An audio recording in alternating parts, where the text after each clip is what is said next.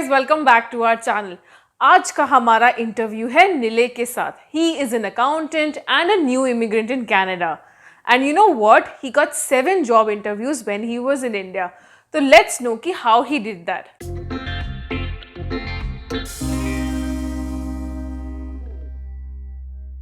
All right, so Nile, thanks a lot for joining us today. And we thought that हम मैं जैसे marketing का हूँ, हमने और भी कुछ इंटरव्यूज करे हैं जो कि कुछ मार्केटिंग के थे, कुछ सेल्स के थे.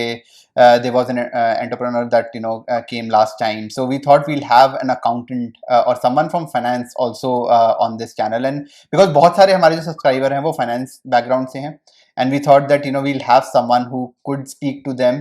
Plus, you have a very interesting story of how you got 6 or 7 interview calls when you were in India after PR. So we just wanted to understand, from you what your experience is. But first, let's talk about a little bit about you, where you are from, what do you do, what have you done in India, and what do you do now? Yes, so I'm from Mumbai and I am a cost accountant and an MBA finance by way of my Indian qualifications. I also have a Master of Science in Accounting from the US. I also have a CIMA, that is Chartered Institute of Management Accountants degree, which is from the UK. And then I just came to Canada as a permanent resident in October of 2019. And I have been here, so I think for almost 8 to 9 months. Okay. I'm working with an accounting software company as an accounting trainer. When you got your PR in India, what did you do? And how do you approach the job market in Canada? How do you do that? Yeah, so the first thing is कि अपना resume तो एकदम अच्छे से drafted होना चाहिए, ठीक है? So I made sure that my resume in India, it was running into 4 pages because of a variety of experiences that I had. But Canada के लिए 4 pages is not a good idea. Normally I have seen that in North America. So I have been to the US as well. So US Canada मैंने यहाँ पे देखा है कि 1 to 2 pages का resume is enough. And अगर वो 2 pages से beyond जाता है तो they lose interest in reading everything. Absolutely. So मैंने एक तो मेरे resume की size कम कर दी. Then secondly मैंने ये किया कि resume में जो wordings है, the way I describe my job title, my job duties, वो सब इनके terminology में describe करता हूँ. So the best thing is कि कहाँ से हमें सीखने को मिलता है कि ये लोग क्या words use करते हैं. You just look for jobs on all these Canadian websites. So when you look at the profile, you know the way they word each thing. हर एक चीज को उन्होंने कैसे कही है, right. वही लैंग्वेज आप यूज करो आपके रेज्यूमे में, ठीक है? So जैसे अभी मैं अकाउंटिंग में से हूँ, तो मैंने मेरे रेज्यूमे में जैसे अगर समझो मेरे पास एक एक्सपीरियंस है जो इंडिया में हम लोग बोलते हैं फाइनलाइजेशन ऑफ अकाउंट्स. अब वही सेम लैंग्वेज अगर मैं यहाँ पे सबमिट करूंगा मेरे रेज्यूमे में, तो यहाँ के हायरिंग मैनेजर या रिक्रूटर को नहीं समझेगा मैं क्या कह रहा हूँ. बट वही सेम चीज अगर मैं फुल साइकिल अकाउंटिंग करके यहाँ पे रेज्यूमे लिखूंगा तो उनको समझेगा मैं क्या कर रहा हूँ. बिकॉज जिसको मैं फाइनलाइजेशन ऑफ अकाउंट कहता हूँ इंडिया में, वो चीज यहाँ पे फुल साइकिल अकाउंटिंग कही जाती है. So I have to tailor make my resume so that it includes language which is used here in Canada, so that they understand better कि हाँ इसको सेम वही एक्सपीरियंस है. अदरवाइज कभी कभी मुझे सेम एक्सपीरियंस है बट जस्ट बिकॉज मैंने उनको वो एक्सपीरियंस उनके भाषा में नहीं बताया जबकि मेरे भाषा में बताइए जो वो नहीं समझते, सो उनको लगता है कि इसके पास एक्सपीरियंस नहीं है, एंड वहां पे अपना मौका चला जाता है. थर्डली और एक इम्पोर्टेंट चीज ये है कि जब भी यहाँ पे रेज्यूमे सबमिट करते हो तो यहाँ पे बहुत सारी companies applicant tracking system ATS use करती है, तो that is use to filter out resumes. तो बहुत सारे रेज्यूमेस ऐसे होते हैं कि बहुत बढ़िया है, they have very good experience, लेकिन वो ATS के थ्रू जाते हैं तो कभी किसी के डेस्क तक नहीं पहुंच पाती वो रेज्यूमे, किसी ह्यूमन बीइंग के पास नहीं पहुंच पाती. The ATS only spits out your resume because वो रेज्यूमे ATS के सर्टेन पैरामीटर्स को फुलफिल नहीं करती. तो रेज्यूमे बनाने के टाइम पे मैंने ये भी आई मेड श्योर कि ATS के पैरामीटर्स फुलफिल होते हैं ताकि रेज्यूमे उसके थ्रू पास होके किसी इंसान के डेस्क पे जा सके जो मेरा रेज्यूमे रीड कर सके. जब वो रीड करेगा तब देयर इज अ चांस कि वो इंप्रेस हो और मुझे इंटरव्यू का कॉल करे. So मैंने ये किया. So sorry Nile, I'll just stop you here. So you talked about ATS. That's a very interesting topic. So ATS के लिए क्या करा? Like what did you actually do? Is there anything else that you did to make get through ATS? Yeah, so if you search online, you will get a lot of resources on how to make a resume which is ATS friendly. तो उसमें क्या होता है कि एक tips किसी ने बहुत सारे वेबसाइट पे टिप्स दिए होते हैं, तो एक टिप ये है कि आपके रेज्यूमे में बहुत सारे टेबल्स इंक्लूड मत करो. सो इंडिया में हम कैसे टेबुलर फॉर्मेट में एजुकेशन दे देते हैं, कुछ चीजें देते हैं, राइट तो ATS में कई बार वो टेबल्स डालते हैं तो वो ठीक से रीड नहीं कर पाता है. ओके तो वहां पे इश्यूज हो सकते हैं. सो हो सके उतना टेबल्स कम डालो. कभी कभी हम लोग सोचते हैं कि ज्यादा कलरफुल काइंड ऑफ रेज्यूमे रहेगा तो कोई अट्रैक्ट हो जाएगा और हमें कॉल करेगा. वो अट्रैक्ट हायरिंग मैनेजर है, रिक्रूटर, अट्रैक्ट होने का तो मौका तब आएगा जब पहले रेज्यूमे उसके पास पहुंचे. राइट अगर इसमें ATS है और ATS ने ही अटका दिया उसको, तो रेज्यूमे कभी पहुंचेगी नहीं. राइट. सो ATS में ये भी एक प्रॉब्लम होता है कि अगर बहुत सारे इमेजेस होते हैं या बहुत ऐसा काइंड ऑफ डेकोरेटेड किया हुआ रेज्यूमे होता है, तो कई बार वो भी ATS में अटक जाता है. तो keep it plain and simple. Okay. And then even font size matters. तो फॉन्ट साइज में जैसे टाइम्स न्यू रोमन वगैरह है या कोई ऐसे फॉन्ट्स है जिसमें आप देखोगे कि R ends with some kind of एक ऐसा हॉरिजॉन्टल डैश या ऐसे टाइप के अल्फाबेट से एंड होता है, तो वैसे टाइप के फॉन्ट साइज अवॉइड करने होते हैं. So you can keep it as simple as Calibri और एरियल का टाइप का फॉन्ट रहेगा ना, तो वैसे फॉन्ट्स रखो. दूसरी चीज मैंने जॉब्स के लिए क्या की कि कवर लेटर. क्योंकि कई बार जब आप कवर लेटर लिखते हो तो कवर लेटर लिखने से दो चीजों का इंडिकेशन होता है. नंबर 1 कि you are so much interested in the job कि आपने सामने से मेहनत करके कवर लेटर बनाई. ठीक है. सेकंडली, कवर लेटर में आप बहुत चीजें कह सकते हो जो आप रेज्यूमे के थ्रू नहीं कह पाते हो. तो कभी कभी कोई स्किल्स आपके पास है या कोई एग्जांपल्स है आपके प्रीवियस जॉब्स में से जो आप बताना चाहते हो, बिकॉज आपको पता है कि इंटरव्यूअर वो देख के खुश हो जाएगा या हो जाएगी. तो वो चीजें आप रेज्यूमे में नहीं इंक्लूड कर पाते हो, मे बी बिकॉज रेज्यूमे का लेंथ टू मच हो जाएगा या किसी कारण से, तो आप वो चीजें कवर लेटर में डाल सकते हो. सो कवर लेटर बनाना इज अ गुड आइडिया. कभी कभी कोई जॉब्स बोलते हैं कि मैंडेटरीली कवर लेटर चाहिए, लेकिन अगर कोई जॉब्स कहती है कि कवर लेटर नहीं चले, हो या नहीं हो सब चलेगा, तो भी आप बना दो. और कोई जॉब्स बोलते हैं कि हमें सिर्फ रेज्यूमे चाहिए, वो एक्सप्रेसली कुछ बोलते ही नहीं है कि चाहिए, होगा नहीं होगा चलेगा, कुछ ही नहीं बोलते, तो भी आप भेजोगे तो it will show to them कि you are really interested in that job and that's why you took the pains to make a cover letter and address them through that. तो मैं वो भी करता था. एंड और एक चीज मैंने क्या करी कि जॉब सर्च में पीपल से कि Indeed.ca is a good website to look for jobs. Definitely I am not questioning Indeed अच्छा है, जिप रिक्रूटर अच्छा है, लेकिन मैंने मेरे जॉब सर्च में Indeed और जिप रिक्रूटर को साइड में रखा था. मैंने क्या किया कि I depended more on Workopolis and secondly मैंने लिंक्डइन का काफी यूज किया. अगेन विद इन लिंक्डइन मैंने एक इजी अप्लाई का फीचर होता है वो यूज किया. एंड इजी अप्लाई वाले कोई जॉब्स में तो इतना अच्छा था कि जॉब पोस्टर कौन है ये भी बताया गया. तो I made attempts to make sure कि इवन इफ मैं लिंक्डइन के थ्रू अप्लाई करता हूँ तब भी मैं अलग से जॉब पोस्टर को रीच आउट करता हूँ. अगर उनका ईमेल आईडी कहीं से ढूंढ सकता हूँ और रीच आउट करता हूँ तो वेल एंड गुड. लेकिन ईमेल आईडी पे रीच आउट करने के टाइम पे मैंने एक चीज माइंड में ये रखा था कि I should not come across as very desperate, because that may kind of make them defensive and वो लोग बोलेंगे नहीं ये कैंडिडेट नहीं चाहिए.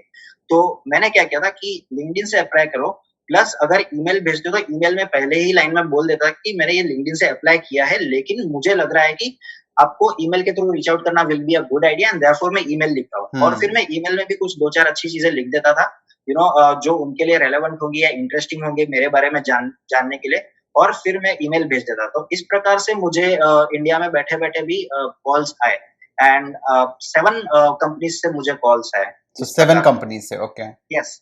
एंड उसमें I could see the impact of what I was doing, because एक कॉल में तो ऐसा हुआ कि वो स्मॉल कंपनी थी, तो उसमें क्या था कि वो जॉब लिंक्डइन पे लगी थी और वो जॉब पोस्टर जो था उस कंपनी का को-फाउंडर एंड प्रेसिडेंट जो था वो खुद ही था, वो he was the job poster. तो उसने क्या किया कि उसने मैंने लिंक्डइन के थ्रू किया अप्लाई एंड मैंने उसकी ईमेल आईडी ढूंढ निकाली और ईमेल में भी भेजा उसको मेरा रिज्यूमे. ठीक है. तो बाद में क्या हुआ कि उसने ईमेल पे मुझे जवाब दिया and the funniest thing is कि उसने मेरा लिंक्डइन वाला एप्लीकेशन 2 दिन बाद देखा उसके. अच्छा. तो मैं आज लिंक्डइन पे अप्लाई कर रहा हूँ और ईमेल पे जवाब दे रहा हूँ. ईमेल पे उसने आधे घंटे में मुझे जवाब दे दिया एंड उसने मुझे ईमेल के थ्रू ही बोल दिया कि हम नेक्स्ट ट्यूसडे को इंटरव्यू लेते हैं. वेरी इंटरेस्टिंगली जब फोन पे उसने मुझे फोन किया मेरे वर्चुअल कैनेडियन नंबर पे, तो जैसे हाय हाउ आर यू वगैरह हुआ, तो पहली चीज उसने ये बताई कि आई एम ग्लैड कि you reached out separately, that really shows something. फिर हमारी बातें हुई और उसके बातचीत के दौरान उसने बीच में भी एक बार बोला कि आई एम ग्लैड कि तूने मुझे अलग से भी अप्रोच किया, एंड वहां उसने एक स्टैटिस्टिक्स भी बताई. उसने बोला कि इस जॉब के लिए पिछले हफ्ते में 69 लोगों ने अप्लाई किया है and you are the only candidate जिसने मुझे ईमेल से रीच आउट किया, so you stood out, you have an edge over others, ये बोला। फिर वापस कॉन्वर्सेशन बढ़ी, एंड में रखने के टाइम पे, कॉल खत्म करने के टाइम पे उसने फिर से मुझे बोला thank you again for reaching out via email. So ऐसा हो गया कि वो 3 बार बोल रहा है, मतलब उसके माइंड में वो चीज कितनी बैठ गई होगी, राइट? सो ये काइंड ऑफ इम्पैक्ट पड़ता है।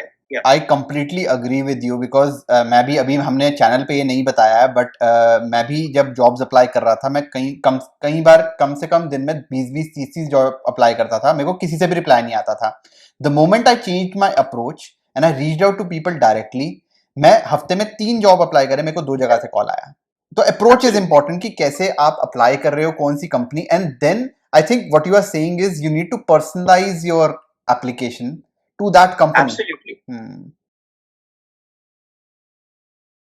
पहले मैंने बोला कि रेज्यूमे कैसे बनाते हैं, फिर मैंने बोला कि मैं लोगों को अप्रोच कैसे करता हूँ। अब फाइनली ये होता है कि इंटरव्यू का कॉल भी आता है, राइट? तो कैसा होता है ना कि अगर आपको पता है कौन से व्यक्ति के साथ आपका कॉल होने वाला है, तो कभी कभी है ना उस व्यक्ति के बारे में अगर ऑनलाइन सर्च करते हो ना, तो कोई अच्छी चीजें मिल जाती है। हमको आपके बारे में भी पता है, सिर्फ आपकी कंपनी नहीं, सिर्फ इस जॉब के बारे में नहीं, बट हमें आपके बारे में भी कुछ पता है, यू नो, लाइक कोई इंटरेस्टिंग चीज। तो कभी कभी you can use that to your advantage. और ये मेरे साथ एक जॉब इंटरव्यू में हुआ था, बट वो वाला जॉब इंटरव्यू इंडिया में बैठे बैठे नहीं था, वो यहाँ आकर हुआ था। तो उसमें ये हुआ कि वो एक कंपनी की फाउंडर थी वो लेडी, तो उसने 1-2 जगह पे इंटरव्यू दी थी जो पब्लिकली अवेलेबल है। तो उसमें है ना, उसने अपनी कंपनी के अकाउंटिंग सिस्टम के बारे में 2 चीजें बोली थी, और मैंने अकाउंटिंग के जॉब के लिए ही अप्लाई की थी वहां पे।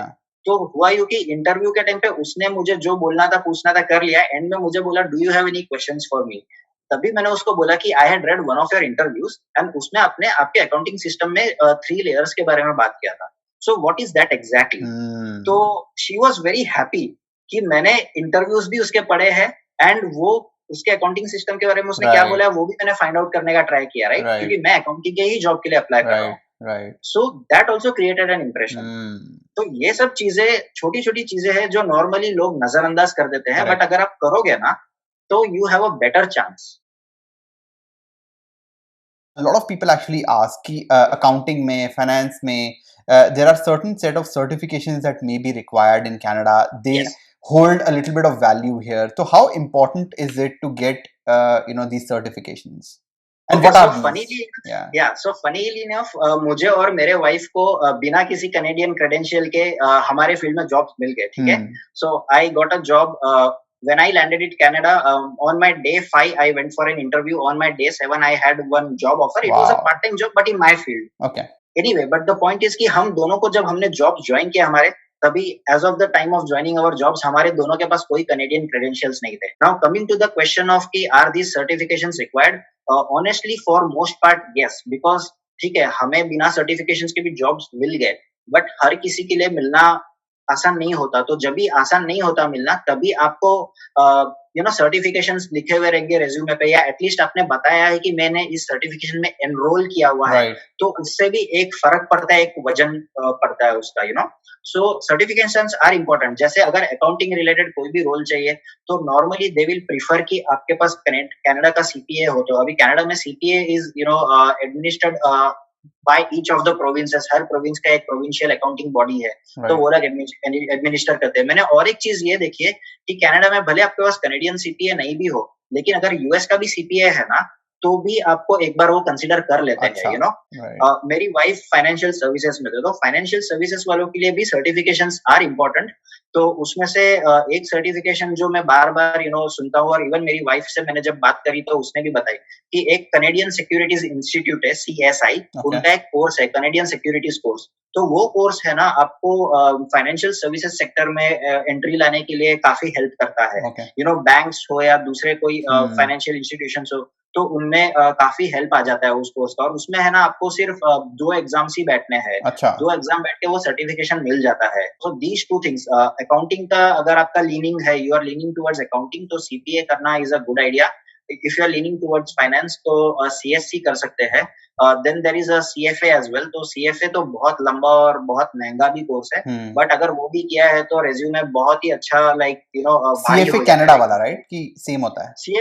CFA का ऐसा कनाडा ऐसा नहीं है. CFA यूएस का एक CFA इंस्टीट्यूट है, वो लोग का है. Okay okay. बट वो CFA वर्ल्ड ओवर सभी लोग जानते हैं उसको. Got it. कहीं पे भी चलेगा वो, तो वो कर सकते हैं. बट वो अच्छा. बहुत एक्सपेंसिव है, बहुत डिफिकल्ट भी है एंड बहुत लेंदी भी है. बट कई लोगों ने पहले से करा होता है आई थिंक इंडिया में, बिकॉज अ लॉट कई ऑफ माय लोगों ने फ्रेंड्स. पहले से करा भी होता है, और जब वो पहले से करा होता है और उसके साथ वो रेज्यूमे पे CFA लिख के जब जॉब्स के लिए अप्लाई Right. करते हैं कनेडियन जॉब्स के लिए, तो उनको एक लेग अप भी मिलता है, उनको अच्छा. एक एडवांटेज मिलता है बाकी कैंडिडेट्स के ऊपर, तो वो भी है. Definitely that helps. Let me just ask you one question that I ask a lot of people, and आपको भी 9 months हो गए हैं अब, you and your wife, you both have jobs, you are feeling a little settled. But did you get your dream jobs when you came here? I know you got a lot of offers, but are you happy with your jobs? I love my job and my wife loves her job, because मेरे wife का भी यही Okay. हुआ कि she belongs to financial services industry, उसको exactly financial services में मिला यहाँ पे. एंड अगेन ऐसा भी नहीं है, कई लोगों को क्या होता है कि यहाँ पे फाइनेंशियल प्रोडक्ट्स का सेल्स करने का मिलता है. So the product is a financial product, लेकिन जॉब हुआ सेल का, राइट? Sales profile. तो मेरी वाइफ का तो ऐसा कुछ भी नहीं है, उसको प्रॉपर फाइनेंस वाला काम मिला है, तो she is liking her job a lot. मेरे केस में ऐसा है कि इंडिया से मेरे पास टीचिंग एंड कॉर्पोरेट एक्सपीरियंस दोनों था, तो I am a guy who can think accounting, who can teach accounting, you know. तो मेरा अभी का जॉब जो है अकाउंटिंग ट्रेनर जैसा जॉब है, तो उसमें मुझे अकाउंटिंग का मेरा जितना भी प्रैक्टिकल एक्सपीरियंस है वो सारा का सारा मैं यूज भी करता हूँ. प्लस मैं लोगों को ट्रेन करता हूँ, तो मेरा जो टीच करने की मेरी जो इच्छा है या मेरा जो टीच करने का स्किल्स है वो सब वगैरह वो सब भी इसमें आ जाती है. सो फॉर मी अभी का मेरा जो जॉब है वो एक्चुअली ड्रीम जॉब है. Excellent. So Nile, this was amazing. I'm pretty sure that a lot of people would have loved this, especially people who are in accounting and finance. So Absolutely. Thank you so much for being here, being on this call and sharing your knowledge. देख के ही लग रहा है जैसे you are explaining that you love teaching, and I'm pretty sure you are doing very well in your job and you will continue to do that. So thank you so much for doing that, Nile. तो ये थी Canada की कहानी निले की जुबानी. अगर video अच्छी लगी हो तो प्लीज़ लाइक कर देना, एंड ऐसी और बहुत सारे इंटरव्यूज़ देखने के लिए do remember to subscribe to our channel. मिलते हैं अगली वीडियो में, तब तक के लिए बाय बाय. Bye bye.